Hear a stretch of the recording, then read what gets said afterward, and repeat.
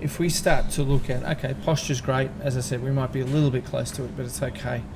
If I start to get you to look at the right hand screen here, we've pretty much reached your maximum rotation there. Yep. Okay. So then we start to see the arms disconnect and the arms go up. Yep. Breaks them. Yeah, so we sort of lose some structure there and whatnot. So all this is doing is creating more variables. So you've made a great rotation there, that's fantastic, and I want to see you move back down into the golf ball from there. Yep. If we work it properly, you'll hit it exactly the same distance, but with less effort. Yep. Okay, we'll talk about some wrist angles later on, but I'm not too worried about that right now. But as it starts to work up, you start to lose the structure in your body. You'll start to see your knees break down, in particular this right one here.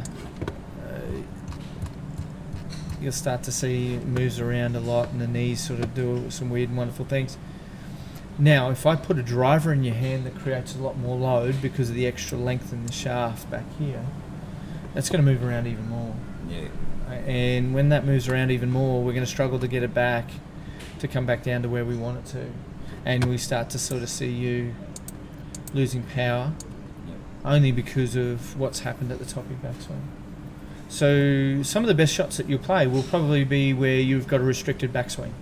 Yep. So in other words, how you might have a tree limb in your backswing or something like that, and you can't really swing it back that far.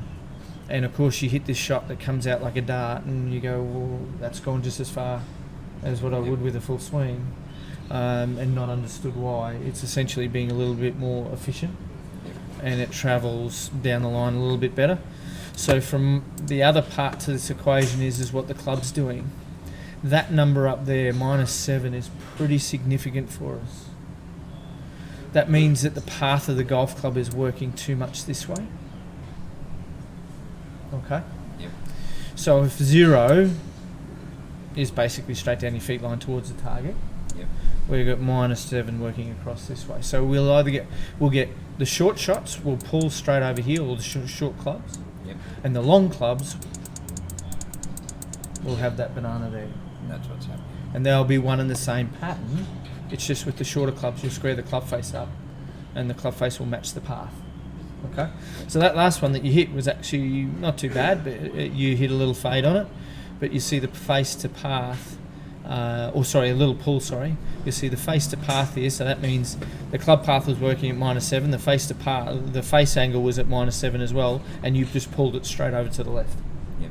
Okay? It's when these two don't match up is when you get the interesting ones. Okay? So our ideal is going to get that closer to 0, Yep.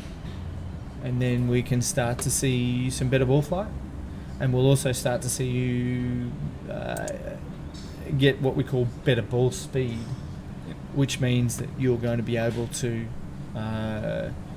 do less, which means that you can repeat it more, and then be able to get the same distance from doing less. Okay, does that make sense? Yep. So when we start looking at it in full speed, it's actually pretty good. That's pretty cool. Yep. But I just need it to do a little bit less in the backswing. Yep. Okay, does that make sense? Yep. Excellent.